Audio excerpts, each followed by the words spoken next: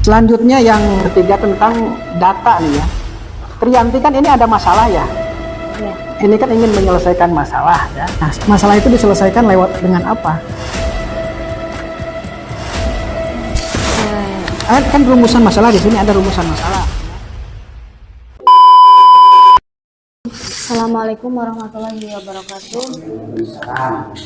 Alhamdulillahirrahmanirrahim. Pada kesempatan pagi menjelang siang hari ini, saya Triyanti untuk duduk dan dapat melaksanakan seminar proposal dengan judul Pendidikan Etika dalam Islam Perspektif Ibnu Miskaweh dengan dosen pembimbing yang pertama itu Dr. Hasan Mawardi, MSI, dan yang kedua itu Bapak Raden Arif Mulyadi, MUD. Yang terhormat dosen penguji pertama saya yaitu Dr. Salman Parisi, MUD, dan yang kedua yaitu Ahmad Nurul Huda, MA.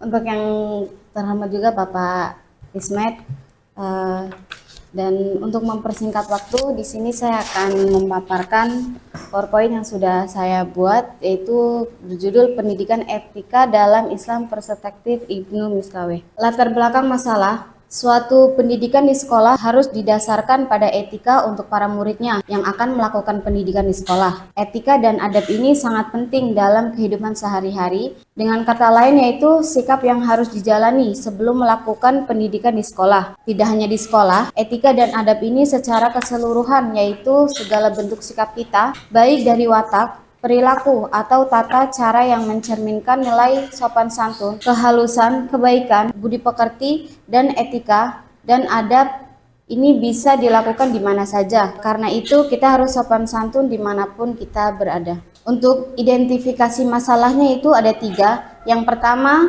adanya seruan pendidikan dalam Al-Quran. Yang kedua, adanya pendidikan etika yang sangat penting dalam kehidupan manusia. Dan yang ketiga yaitu adanya pandangan Ibnu Miskaweh terhadap konsep pendidikan etika dalam pandangan Islam. Batasan masalahnya itu supaya pembahasan dalam penelitian ini tidak melebar. Saya akan memberikan batasan dalam penelitian ini agar terfokus pada suatu tema, maka akan membatasi pada masalah tentang permasalahan konsep pendidikan etika dalam perspektif Ibnu Miskaweh. Rumusan masalahnya itu selanjutnya setelah melihat batasan masalah yang dipaparkan di atas, maka peneliti menentukan rumusan masalah sebagai berikut. Yang pertama, bagaimana konsep pendidikan dalam Islam. Yang kedua, bagaimana pandangan Ibnu Miskaweh terhadap konsep pendidikan etika dalam Islam. Tujuan penelitiannya itu, dalam sebuah penelitian pasti memiliki tujuan yang mendasari penulis dalam melakukan penelitian tersebut. Adanya tujuan yaitu untuk mengetahui konsep pendidikan etika dan Islam, untuk mengetahui analisis Ibnu Miskaweh terhadap konsep pendidikan etika dalam Islam. Manfaat penelitiannya itu, adapun manfaatnya secara teoritik, penelitian ini digunakan agar dapat menambah hasanah keilmuan Islam kepada diri penulis atau kepada pembaca ataupun masyarakat mengenai konsep pendidikan etika dalam Islam. Yang kedua yaitu penelitian ini digunakan agar dapat mengetahui konsep pendidikan etika dalam Islam. Untuk secara praktisnya itu, peneliti ini dapat menjadi salah satu karya ilmiah sehingga dapat menambah referensi akademisi dalam bidang pendidikan agama Islam serta menambah kelengkapan pada keperpustakaan. Yang kedua itu penelitian ini diharapkan dapat memberikan wawasan motivasi dalam upaya menjadi insan yang santun dalam beretika baik. Selanjutnya, konsep dapat diartikan pengertian, rancangan, pendapat, sedangkan menurut bahasa dirumuskan sebagai esensi atau hakikat yang abstrak. Sedangkan menurut Kamus Indonesia ialah rancangan kasar dari sebuah tulisan. Menurut para ahli konsep merupakan pembentukan ilmiah dan filsafat pemikiran manusia. Jadi yang dimaksud konsep ialah arti yang mewakili sejumlah objek yang mempunyai ciri yang sama. Etika juga membicarakan tingkah laku atau perbuatan manusia. Etika tidak mempersoalkan keadaan, namun mempersoalkan bagaimana manusia harus bertindak. Etika berasal dari kata etik yang berarti kata susila. Etika itu sinonim dari moral. Etika di dalam kehidupan sehari-hari sangatlah penting, terutama bagi anak-anak dan para remaja. Etika sangatlah penting bagi dalam kehidupan sehari-hari. Selanjutnya itu biografi dari Ibnu Miskaweh. Nama panjang beliau adalah Abu Qasim Ahmad Ibnu Muhammad bin Yakub bin Miskaweh, dikenal Ibnu Miskaweh. Nama tersebut diambil dari kakeknya yang berasal dari agama Majusi atau Persia, yang berasal dari agama Majusi yang kemudian masuk ke Islam. Gelar beliau itu banyak yang mengatakan beliau adalah penganut Syiah. Miskaweh lahir di Rai, Teheran dan wafat pada tahun 421 Hijriah. Karya-karya beliau itu yang saya ambil ada 8. Yang pertama kitab Tazimul Akhlaq wa Tahrilul, yang kedua Tartib, ketiga Jawidan, 4 Al-Mustafa, 5 Asyaribah, 6 Al-Faus, yang ketujuh Al-Jami, dan yang kedelapan Asyiar. Cukup sekian paparan dari saya, terima kasih. Ya, Assalamualaikum warahmatullahi wabarakatuh. Waalaikumsalam warahmatullahi wabarakatuh. Yang saya hormati pimpinan sidang sekaligus Kaprodi Bapak Tismat MM, yang saya hormati pembimbing Bapak Arif Mulyadi MUD, yang saya hormati rekan penguji Bapak Ahmadul Huda MA, dan kemudian juga yang saya akan uji saat ini ya. Selamat Trianti ya, ini ya Trianti ya. Trianti ya. Oke, baik Trianti, mungkin sebelumnya pertama ini kan pendidikan etika dalam Islam perspektif Ibn Miskawai ya. Nah, ini sebenarnya agak menarik ya untuk ditanyakan ya. Pertama, kenapa menggunakan etika tidak menggunakan akhlak? Itu pertama, itu pertanyaan saya, kenapa tidak menggunakan akhlak ya? Kenapa menggunakan etika? Nah, sebab dalam Islam kan sebenarnya kalau orang PAI pasti tahu salah satu materi PAI itu kan akidah akhlak. Jadi sudah ada istilah akhlak gitu. Sementara etika itu sendiri berasal dari bahasa yang bukan berarti etika itu tidak sesuai dengan Islam ya, tapi secara istilah itu bukan berasal dari Islam. Nah, kira-kira kenapa itu? Ada alasan apa sehingga lebih memilih etika daripada akhlak? Padahal tulisannya Ibn Miskawai tentang akhlak tadi apa? Kitabnya itu buku Ibn Miskawai yang mengkaji akhlak secara khusus apa? Buku yang ditulis oleh apa? Khatib As-Sadah. Tahdibul Akhlak ya, wa Tathhiru, yang lebih itu tuh Tahdibul Akhlak ya. Ibn Miskawai itu menggunakan akhlak bukan etika. Nah, sementara kan yang diteliti siapa? Ibn Miskawai. Nah, kira-kira apa itu alasannya? Ada etika gitu. Yang pertama sebenarnya judulnya itu kan awalnya itu ada jiwanya. Awal pertama itu ada jiwanya, tapi karena dari bimbingan pertama, kedua dan selanjutnya itu dapat arahan untuk jiwanya itu ditiadakan ataupun dihapus. Jadi dari dosen yang dari itu kita Yanti ambil langsung ke etika. Awalnya ragu ke etika sama akhlak itu sebenarnya hampir sama, etika dan akhlak itu hampir sama. Itu makanya Yanti ke etika. Ini ya satu istilah itu tidak mungkin lahir di ruang kosong ya. Etika dan akhlak itu kan konsep yang lahir di dalam tradisi Barat ya,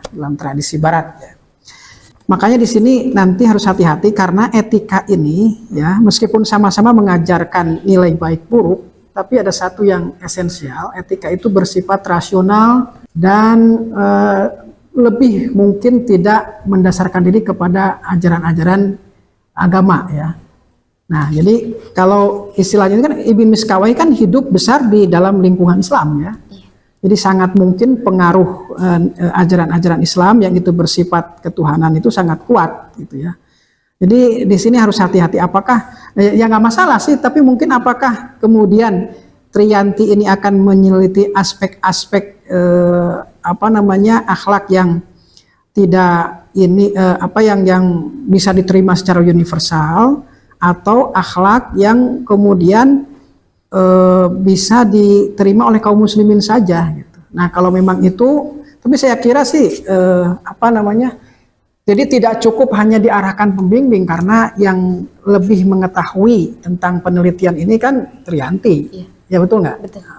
Jadi jangan ya aja gitu. Karena nanti yang kesulitan mencari data, mencari bahan itu ya Trianti nanti. Pembimbing itu kan sejauh yang Trianti sodorkan gitu. Nah, kalau Trianti punya alternatif, Pak saya lebih, karena begini Pak menurut saya akhlak gitu, Alasannya ya Ibn Miskawai itu di dalam Islam, kemudian akhlak juga secara ini memang ada sama tapi ada perbedaannya ya. Makanya dalam Islam itu akidah akhlak bukan akidah dan etika ya. Karena memang dalam akhlak Islam, etika Islam itu ada sesuatu yang mungkin bagi orang lain biasa, bagi Islam itu pelanggaran, misalkan minuman khamar misalkan. Alkohol di barat itu biasa, bukan satu pelanggaran etika gitu. Biasa selama dia tidak mengganggu orang lain, mau mabuk seberapa botol pun selama dia di situ tidak berkendaraan, itu pilihan pribadi. Dalam Islam kan nggak begitu. Itu bisa menjadi problem masyarakat itu, ya. Misalkan apalagi banyaklah ya, hal-hal yang sebenarnya itu di masyarakat luar, misalkan hal yang biasa di kita menjadi satu karena ada patokannya yaitu Quran dan hadis misalkan. Nah, jadi saya kira ini satu istilah yang bisa dikonsultasikan. Nah, yang kemudian yang kedua, ini kan tulisan ilmiah ya. Nah, tulisan ilmiah itu salah satunya dicirikan oleh konsistensi.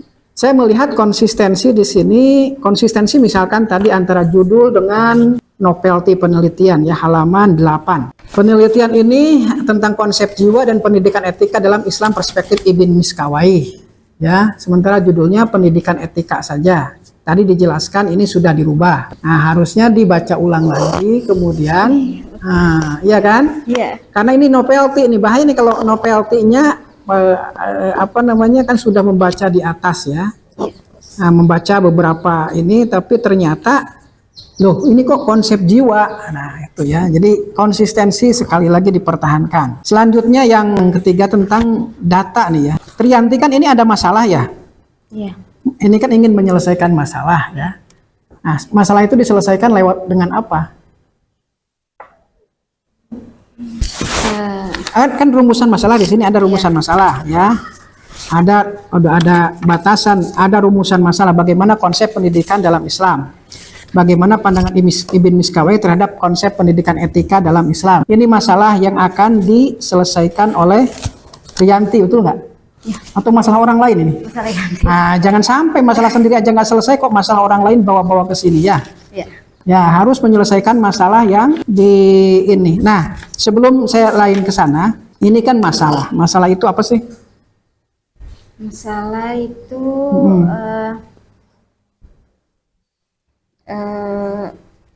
apa yang kita masalah penelitian ya. Ya. Apa yang kita ini apa namanya? Yang kita apa? Oke, di latar belakang, kenapa sampai memilih judul ini? Kenapa? Ada apa? Kenapa sampai menentukan judul ini? Yang pertama, satu tertarik dengan beliau Ibn Miskawai. Ibn Miskawai itu kan ketertarikan pribadi itu. Ketertarikan pribadi. Ya boleh-boleh aja. Tapi yang ingin saya sampaikan itu sesuatu yang kan bisa jadi orang lain nggak tertariknya sama yang lain. Kan ingin tulisan ilmiah ini kan ingin menjadi ada manfaatnya kan. Tadi ada manfaat teoritis, ada manfaat apa. Selain ketertarikan apa? Selain itu ingin karena pas masih PTK, masih itu karena Yanti ambil di MTS, sedangkan itu anak-anaknya jauh dari kata etikanya. Ke guru aja dia bisa berani bilang lo gue misalnya gitu, itu kan dia bisa. Sedangkan Yanti pas terjun mereka sama sekali nggak, karena pertama online. Ada offline itu kita ketemu cuma ada 3 minggu. Nah itu dia mereka karena kita pertemuan cuma 1 jam, sama sekali mereka nggak bisa perhatiin saya gitu, malah mereka sibuk main sendiri. Nah jadi saya judul saya langsung untuk sepertinya mahasiswa juga begitu. Ya. Tadi ini jadi dia mereka baik. Jadi itu kan istilahnya itu masalah itu ada gap ya antara yang seharusnya dengan yang terjadi di lapangan. Harusnya kan di sekolah Islam itu etikanya lebih bagus ya, akhlaknya lebih bagus ya, kan diajarkan taklim, muta'alim dan sebagainya. Tapi kenyataannya itu namanya fenomenal gap. Ada kesenjangan fenomena antara yang seharusnya dengan yang terjadi di lapangan yang dilihat oleh Triyanti. Nah, itu kan bisa diterima semua orang. Memang di sekolah saya juga begitu, Nah, Triyanti datang ingin menyelesaikan masalah itu, menawarkan alternatif dengan menawarkan konsep pemikiran siapa? Ibn. Ya, jadi titik tekannya pada Ibn Miskawai. Oke ya. Nah, Kemudian karena itu saya kok ini Triyanti ini malah ke apa namanya di rumusan masalah misalkan konsep pendidikan Islam umum gitu ya, padahal sebenarnya ingin ditawarkan pendidikan akhlak ya. Nah tadi saya kemudian apa tadi pertanyaan saya sampai lupa saya ke sana dulu.